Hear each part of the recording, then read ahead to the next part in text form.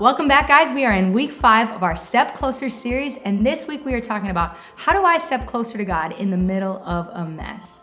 Now, I don't know about you, but I am one that has always enjoyed a good prank.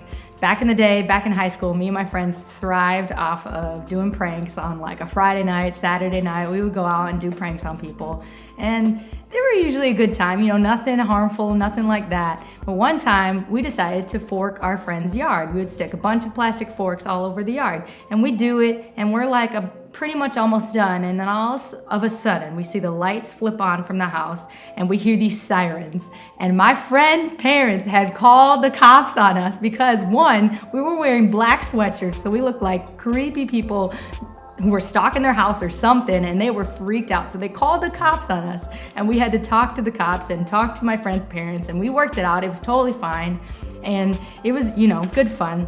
But then as punishment, we had to clean up the entire yard. So we had to pick up every single fork, which is the worst part about that prank, is picking up every single fork. And I felt the consequences of my action, of that mess. And for many of you, maybe you have been there before, where you've done something, where you've made a decision and it hasn't gone right. And you look back at that and you're like, that wasn't a good thing. You maybe experienced the consequence of that. Maybe you lied to someone and you were caught in the lie later. Or maybe you cheated on a test and your teacher found out. I don't know what it is, but maybe you've been in that spot before. Well, David, our character that we're talking about today, has been in that exact spot. You see, at one point in his life, he made a decision that wasn't the best. He found this lady named Bathsheba, and he committed adultery with her. He slept with her, and she became pregnant.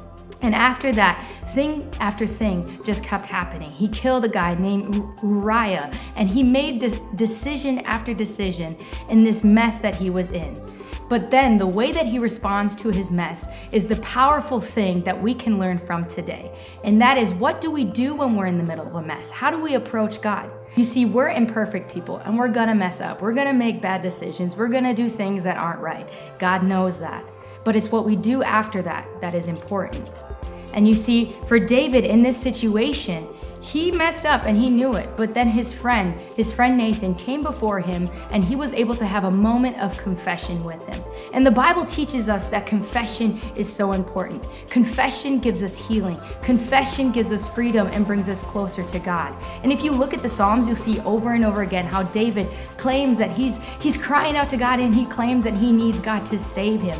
In Psalm 51, he says in verse 10, "God, create in me a clean heart and renew a loyal spirit within me." He's saying, I've been back and forth on you, God, but I want a clean heart. I want a heart that's purified before you, and I want you.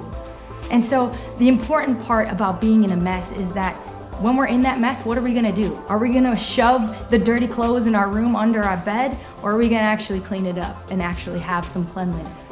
What do we do when we're in a mess? How do we respond? Because what you do in that moment will either bring you closer to God or push you farther away from Him. Don't let that shame, don't let that mess push you away from God. As you're going into this next discussion time with your group, I challenge you to think about, what is the mess that I'm in right now? How do I respond when I'm in the middle of a mess? Do I run away? Do I try to hide? Do I isolate myself? Or do I approach it? Do I confess it to someone that I trust? Talk about that with your group. Thank you so much for joining us for week 5. We're so excited that you guys are with us in this series, and we'll see you next week for week 6.